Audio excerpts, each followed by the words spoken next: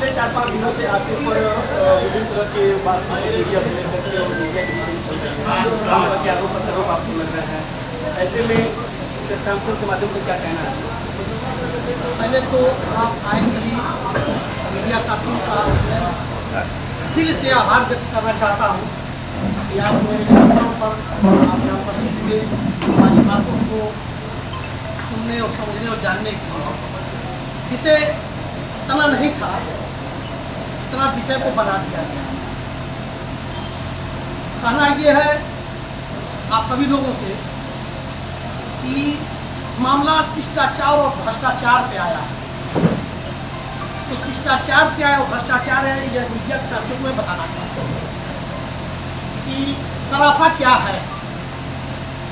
मैं बहुत भावुक इस समय हूँ क्योंकि मैं सराफा व्यवसायी हूँ और सराफा क्या करता है अपने कस्टमर के लिए, ये मीडिया के साथियों के माध्यम से मैं पूरे समाज को बताना चाहता हूँ कि सराफा क्या है। सराफा वो है जिसने हमारे सराफा व्यवसायियों के ऊपर बेईमानी का कलंक लगाया है और शिष्टाचार और भ्रष्टाचार की परिभाषा उसे समझ में नहीं आती है कि सराफा व्यवसायी क्या करता है अपने शिष्टाचार में और अपने भ्रष्टाचार में। सराफा व्यवसायी वो है कि कर्ज लेकर अपने ग्राहक के बेटी के बेटे के शादियों में उनकी व्यवस्थाएं बनाता है, उनकी व्यवस्थाओं को मैनेज करता है। इस नाते मैं कहना चाहता हूँ कर्ज लेकर कि हर व्यापारी मजबूत नहीं है, छोटा व्यवसायी है जिसके पास अपने दुकान की अपनी व्यवस्थित पूंजी नहीं है, फिर भी वो उनसे अपने महाजन से लेकर अपने दुकानदारी का परिचय देते हुए अपने ग्राहक को उनकी मदद करता है कि अपनी बिटिया की शादी में सामान ले जाइए, काम कीजिए, जो आपके पास हमें दे जाइए, बाकी जो बचे हमें अपने कुछ समय अनुसार अपने व्यवस्था अनुसार हमें दे दीजिएगा। ये है सराफा। और उसके बाद भी उसकी बिटिया की शादी में, उसके बेटे की तिलक में वो पूरी तन्मयता के साथ जाकर वहाँ और उसकी देख रेख करता है। ये है सराफा। सराफा लूटने का नाम नहीं है, सराफा चोरी का नाम नहीं है, सराफा कुर्बानी का नाम है। और इस नाते मैं आपको बताना चाहती हूँ मेरे मीडिया के साथियों कि अब सराफा के व्यापार को कलंकित करने के लिए जो राजनीतिक प्रयास रूप दिया जा रहा है, इस नाते मैं मजबूर होकर आप सभी मीडिया के साथियों को मैं यहाँ निमंत्रण दिया हूँ कि मेरी बात सुने और जाने। विषय ये है, ये तो हो गया शिष्टाचार और भ्रष्टाचार का बात कि जो सराफा के व्यापारी अपने ग्राहक के साथ क्या रिश्ता बना कर रखते हैं। विषय ये है कि एक सज्जन है जिसको मैं साहब साहनी के रूप में जानता हूँ। ये पता नहीं कौन चिन्ह पैदा हो गया जिसका नाम सतंद्र साहनी है। साहब साहनी से विगत 26.5 महीना पहले मैंने उनका एक अदद अंगूठी और एक सोने की अंगूठी, एक अंगूठी और एक चैन खरीदा था, जिसका बाकायदा हमने उनका पूरा उस समय के भाव से जो रेट बनता था उनको मैंने पूरा पैसा दिया है और उसका पूरा मेरे पास साक्ष्य भी है और बिल भी है, GST बिल भी है। केवल यहाँ आपके सामने कहने का मतलब क्या है कि मेरे स्वभाव को, मेरे ईमानदारी को, मेरे सामाजिक द्रव्य का हनन किया जा रहा है केवल दुष्प्रचार करके। दुष्प्रचार नहीं होता, राजनीतिक रूप नहीं दिया जाता तो क्या करते वो लोग? बताइए क्या मामला था कि एक सुल्तानपुर से भी सांसद महोदय जमीन पे आ गए, क्या इतना बड़ा मामला था? क्या उनकी थी कि चीजें की ये सराफा व्यवसायी जो उन्होंने बयान दिया है कि ये बिरादरी बेईमान है, इसी बिरादरी से आपके परिवार के लोग भी जुड़े हुए हैं, इसी बिरादरी से इसी मेरे ही परिवार से उनके परिवार का आना जाना लेना देना है। कितनी बेईमानी सराफत किया है। लेकिन एक कुछ इंसान के एक जो केसरी नारंगी गमछा लगाकर केवल अपने आप को हिंदू वाहिनी का कार्यकर्ता बताकर कितने लोगों का शोषण करता है वो आप सभी मीडिया बंधु उसके पता करेंगे, आपको पता करेंगे कहाँ से धनराशि करता है, कहाँ से सेटिंग करता है, कहाँ से कॉन्ट्रैक्ट लेता है कि आपका पैसा चलिए ये बताइए, मैं उगाई करूँगा, पैसा मिलेगा और मैं आधा बांट लूँगा। क्योंकि मेरे दुकान पे 2 लाख की डिमांड किया इन लोगों ने, क्योंकि जब दुकान के लोग मेरे पास ऐसा नहीं किए, ये मामला पैसे सीधे थाने में चला गया। 4 बार दुकानदारों के वहाँ मेरे वक्त लोग गए थे, जिसमें मुख्य मैं नामे बता देना चाहता हूँ। हाँ, और 1-1.5 महीना से ये लोग मेरा केवल शोषण करें। इसके पहले कभी मेरे दुकान के लोग नहीं आए, कभी भी। और जब जिससे दिन में आए हैं, विद्यार्थी भी आए और नारंगी वाले गमछा वाले जो हिंदू वाहिनी का कार्यकर्ता बताते हैं, कुछ भी नहीं है। ऐसे बताना चाहे तो मैं भी 25-26 साल पहले हिंदू वाहिनी का नगर महामंत्री रहा हूँ। तो क्या उसका मैं जीवन भर मैं मुनादी पीट का जनता का शोषण करता रहूँ? योगी जी के ये नाम को क्यों बदनाम करते हैं? कोई इनका दूर दूर का रास्ता नहीं है। और मैं उस गुड्डू साहनी, सत्येंद्र साहनी को भाजपा का बूथ अध्यक्ष बनाकर सामने पेश किया गया, जो कि वो भाजपा के किसी भी पद पर कभी भी नहीं रहा। ये मैं अपनी जिम्मेदारी के साथ कर रहा हूँ। और नरहर पुलिस स्टेट के इस समय मंडल भारतीय जनता पार्टी के मंडल अध्यक्ष है ब्रजेश वर्मा जी यहाँ बैठे हैं, वो आए भी हैं। और मैंने पूछा भी उनसे, जानकारी कभी नहीं रहा किसी पद पे। विषय वो नहीं था, विषय तो राजनीति को देकर मुझे मेरी छवि खराब करने की कोशिश की गई है। आप व्यापारी हैं, बात व्यापार की हो रही है, लेकिन आप अपनी बातों में कह रहे हैं कि बात आपके साथ राजनीतिकरण किया जा रहा है। जी। व्यापार और राजनीति एक साथ कैसे चीजें हो? व्यापार मैंने किया कि जब एसपी दक्षिणी साहब की पंचायत हुई तो उन्होंने अपने तरीके से दाम निकलवाया। उस समय का जो 2024 18 अप्रैल से लेकर 28 अप्रैल के बीच में जो दाम निकला, उसमें 1,90,000 उन लोगों ने अपने हिसाब से निकलवाया। मेरे हिसाब से 1,86,000 निकला था। अब आप मीडिया के साथी बंधु हैं, वो अपने हिसाब से जायजा लगा। 1,86,000 का सामान जो मेरे हिसाब से निकला, 1,80,000 रुपया दे के मैंने खरीदा। वो बंधक का मामला कैसे हो सकता है? वो गिरवा का मामला मनगढ़ंत कहानी बन गई।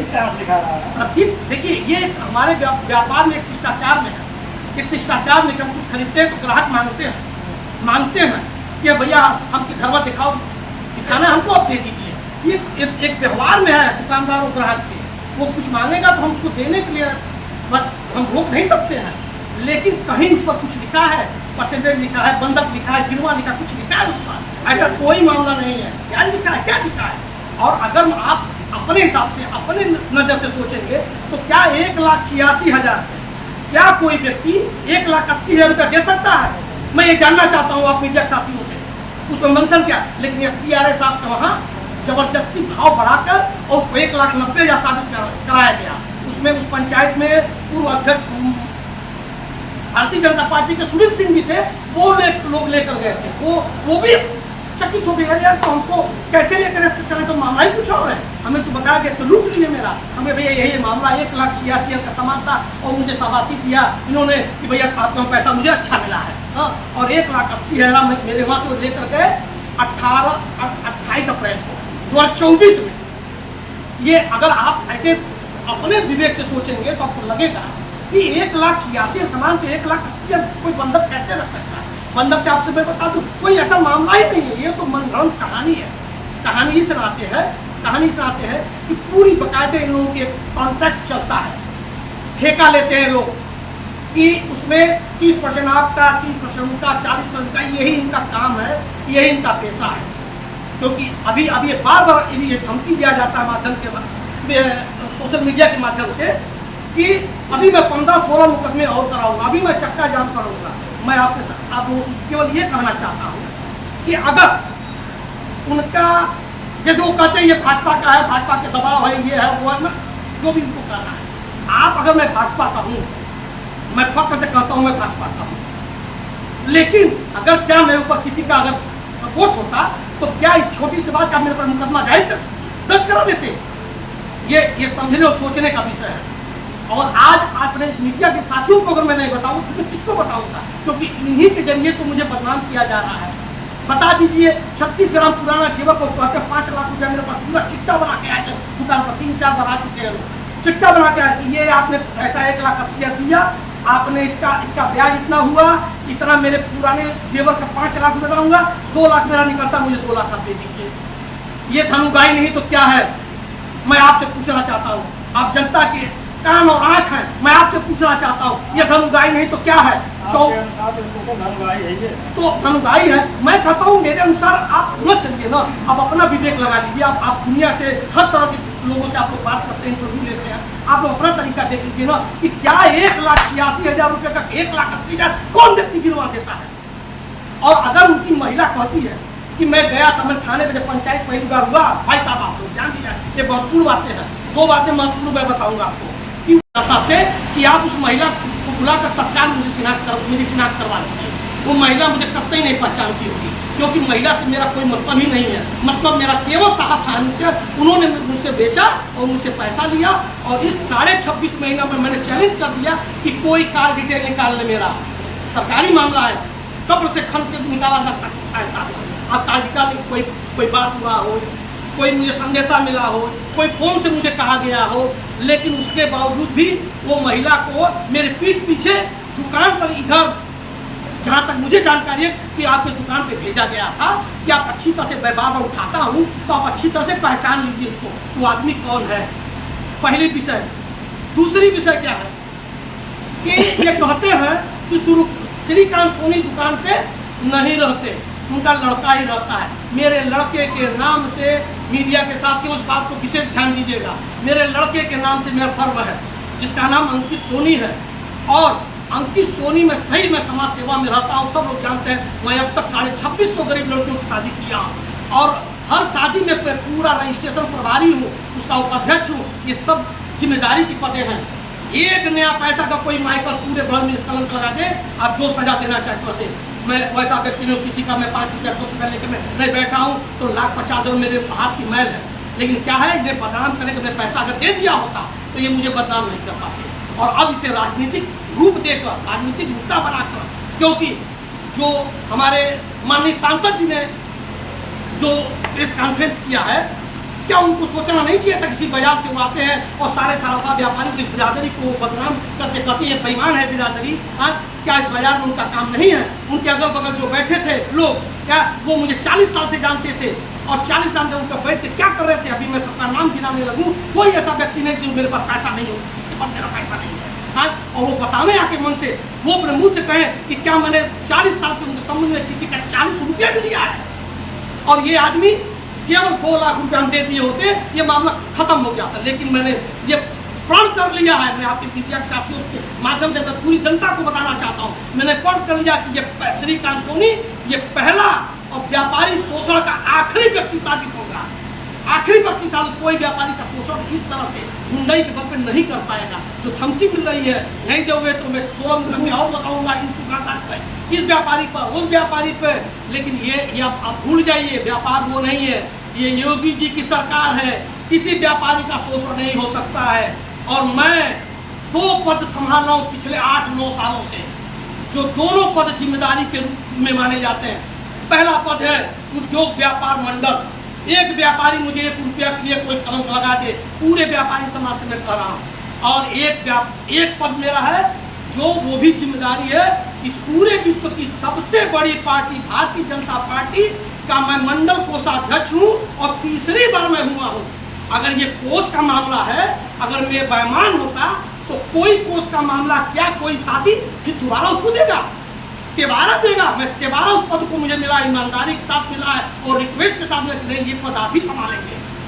तो क्या लगता है लोगों को, मेरे मीडिया के साथ में आप लोगों से पूछ रहा हूँ, क्या लगता है कि ये कोष, ये व्यापार मंडल क्या 8 साल 9 साल से मैं संभाल रहा हूँ, कोई व्यापारी है? इस व्यापारी का 2 बेर आपको कोई काम पड़ता है, मैं जाता हूँ, मैं उदाहरण भी दे दूँगा, आप पूछना चाहेंगे तो। एक भी काम लगता है, मैं जाता हूँ, कोई व्यापारी संकट में दौड़ के जाता हूँ और कभी एक नया पैसे का कहीं इधर उधर नहीं है।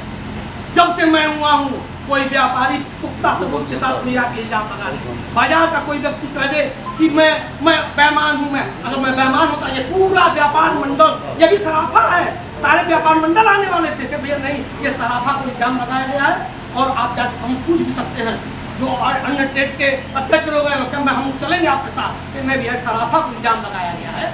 ये सराफा को अपने तरीके से रहने दीजिए, जब पूरे व्यापार मंडल की जरूरत पड़ेगी तो मैं सारे व्यापारियों को मैं आह्वान करूंगा और सारे व्यापारी रोड पर उतरेंगे और जो करना होगा।